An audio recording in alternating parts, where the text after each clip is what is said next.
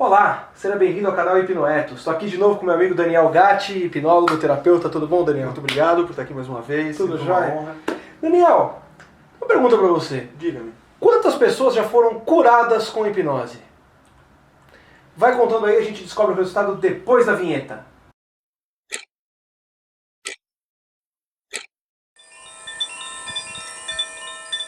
Chegou numa conclusão? Número exato e preciso. 0. Chamei o Daniel aqui pra gente gravar mais um vídeo falando sobre mitos da hipnose, mas não os mitos que normalmente as pessoas falam. As pessoas normalmente têm uma concepção meio pré-pronta até de mitos da hipnose que a gente usa para falar para as pessoas quando vai fazer atividade de hipnose de rua ou mesmo no consultório. A gente apresenta um pouco quais são os mitos mais comuns, que não é uma batalha de mentes, que não é... Que a pessoa não perde o controle, não dorme. Que a pessoa não vai esquecer ou fazer algo que não queira, que a pessoa não vai ficar presa na hipnose, essas coisas comuns. Esses são mitos mais singelos até sobre a hipnose, que a gente normalmente usa para as pessoas. Mas a gente queria desmistificar algumas coisas da hipnose. De que como a hipnose não tem um papel de cura em primeiro lugar, não é, Daniel? Exatamente. Ela serve apenas para a melhora do sujeito. E a gente queria elencar alguns mitos relacionados a isso e relacionados ao papel terapêutico da hipnose. Mito número 1. Os mitos da hipnose são só aqueles de perder memória, de não voltar, de ficar preso, de Falar de banco, essas coisas. E essa é a primeira coisa equivocada sobre hipnose.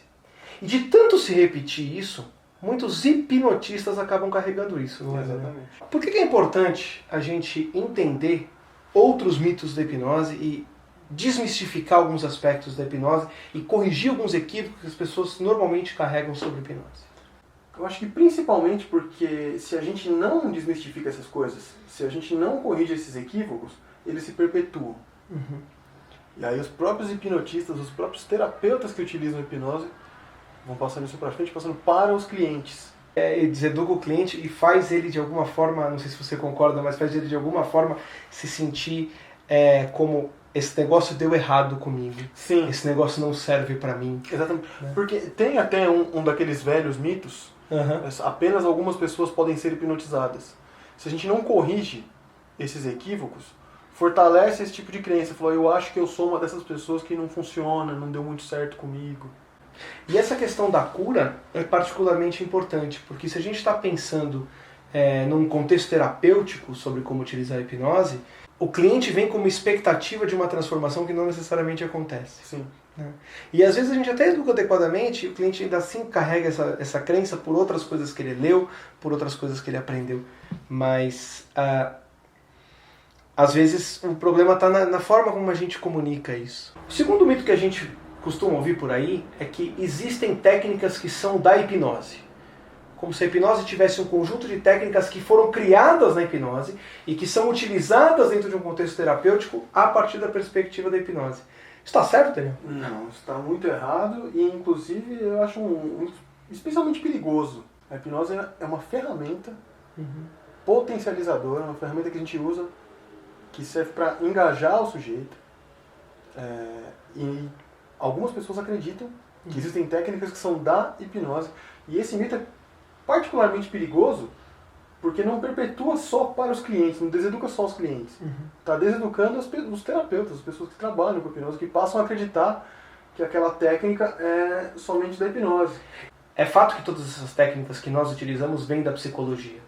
E aí existe um certo desdém da psicologia por parte de algumas pessoas que estudam hipnose, porque afinal de contas, como veio da psicologia, aquilo é ultrapassado, aquilo é antigo, e na verdade aquilo é a base. O que a gente faz é só utilizar algumas, como o Daniel falou, uma ferramentinha que potencializa. As pessoas têm a impressão de que, como alguns resultados com a hipnose chegam relativamente rápido, as pessoas falam, a psicologia está errada porque demora muito, a pessoa fica lá anos. Falou, bom mesmo a hipnose, que resolve rápido. Eu acho que um cara que resumiu isso muito bem é o nosso colega Tom Lucas. Tem uma frase dele que eu adoro, e a frase do Tom é a seguinte: quem só sabe hipnose, nem hipnose sabe.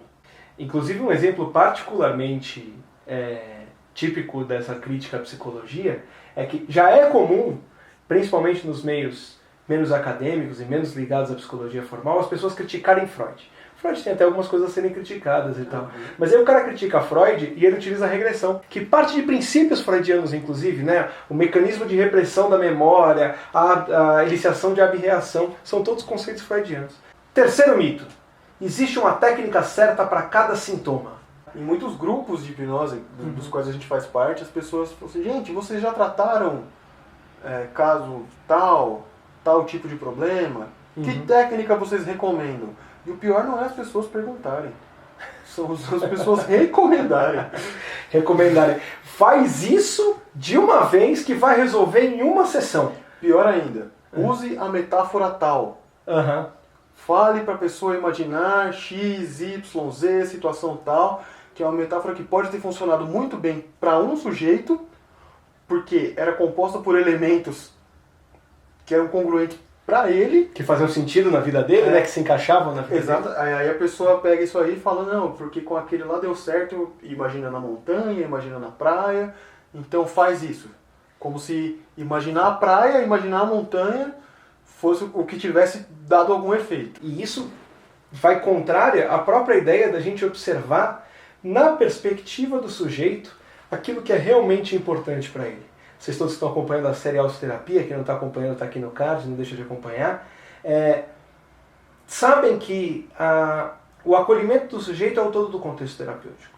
Sem o acolhimento do sujeito não faz sentido. Você não acolhe o sujeito se você dá para ele uma técnica pronta. Você chega, vem aqui que eu vou fazer exatamente isso assim, assim, assim e vai dar certo. Ou seja, a melhor técnica é aquela que mais engaja o sujeito. Quarto mito. Existe uma técnica que resolve tudo. Acontece também com outras técnicas, mas com regressão principalmente. É onde as pessoas mais apostam, regressão para tudo. Regressão vai resolver qualquer questão. Foi lá, resolveu a causa, resolveu o problema.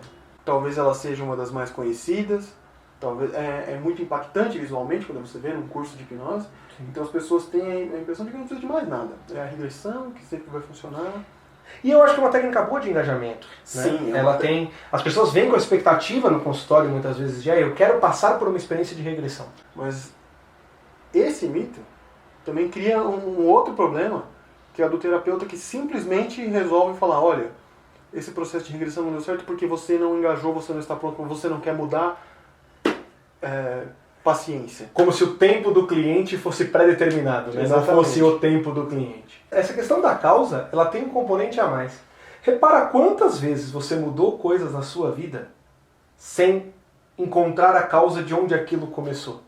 A gente muda na nossa vida o tempo todo. Dizer que só quando eu faço tal coisa, só quando eu encontro a causa, só quando eu observo isso, não tem nada a ver. A única coisa que é comum em todas as vezes que a gente mudou é que a gente olhou para dentro de si mesmo e encontrou dentro de nós recursos necessários para a mudança. E muitas vezes a gente precisa encontrar o porquê vai mudar e não porque aquilo começou. Por exemplo, essa fixação pela causa, eu acho que às vezes causa esse efeito, as pessoas desprezam essa procura pelos motivos pelos quais se quer melhorar. E o quinto e último mito: hipnose substitui outros tratamentos. Todo mundo, quando vai fazer hipnose, vai procurar, eu quero fazer isso para me livrar de tal coisa, para parar de fazer tal coisa. Os clientes muitas vezes chegam com isso e muitos terapeutas acabam vendendo, vem pra cá fazer hipnose que você para de tomar remédio, que você para de ir no psiquiatra. Começou falando que substituiu o sono, né? Começou por aí, né? E daí foi pra coisas piores. Mas agora eu vou falar um pouquinho mais sério. Isso é tão perigoso porque a gente sabe da capacidade que a gente tem dentro de uma sessão de hipnose, inclusive mascarar sintomas. Vamos supor que a pessoa está sentindo enjoos recorrentemente. E a pessoa vai lá, não procura o médico, procura hipnose. Porque não sei quem tratou isso aí com hipnose, foi rápido. E você dá uma sugestão direta lá, você ajuda a pessoa a controlar esses enjoos. E eles são sintomas de um outro problema que ela tem mais grave. Esse problema vai se desenvolver, porque ela aprendeu a mascarar esses sintomas e eles não vão se apresentar mais. Sim. Então isso pode ser perigosíssimo. E é contrário à ideia de a hipnose ser uma ferramenta complementar. Exatamente. Né? É como se a gente gravou um vídeo com o Daniel sobre vícios, que está aqui no card também. É como se um cliente que estivesse passando por uma adição e quisesse se livrar daquilo e tivesse interesse em se livrar daquela questão, daquela adição com uma substância ou com um hábito e tal, a gente dissesse para ele, não, vem cá que a técnica vai resolver o problema para você. Exatamente. Como se a técnica fizesse alguma coisa, como se não fosse o princípio. Na serialterapia, eu falo sobre princípios terapêuticos e sobre dicas e ideias que a gente normalmente dá para os nossos clientes. Mas aquilo não pode substituir um processo individualizado. Quer seja consigo mesmo, quer seja com outras pessoas, quer seja um processo de acolhimento. Tem cliente que chega no consultório e a hipnose nem é necessária.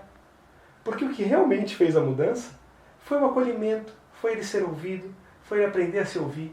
E ele encontrou dentro de si os recursos. E aí, às vezes até a gente faz hipnose, né? Porque ele comprou uma sessão de hipnose. Então, ele foi lá e contratou um hipnoterapeuta, né? E a expectativa faz parte da mudança também. Ele foi querendo, desejando muito isso, então a gente faz para atender essa expectativa. Mas não é necessário que isso aconteça para que a mudança já tenha sido encontrada pelo cliente, muitas vezes. Espero que vocês tenham gostado desse vídeo. Conversei com o Daniel. Daniel, obrigado mais uma vez por você ter vindo. Cara, sempre uma alegria te receber. Cara, muito obrigado. Venho sempre que você me chamar. Sempre que você quiser. E deixa teus contatos, forma de entrar em contato com você nesse vídeo. Para entrar em contato comigo, pelo Instagram Hipnogate, que vai aparecer aqui em algum lugar. E contato direto comigo, se quiser conversar comigo sobre tratamento, sobre aula, sobre qualquer coisa. contato@danielgatti.com.br. Isso, um grande abraço e até o próximo vídeo. Tchau. Se você gostou desse vídeo, clica aqui no like.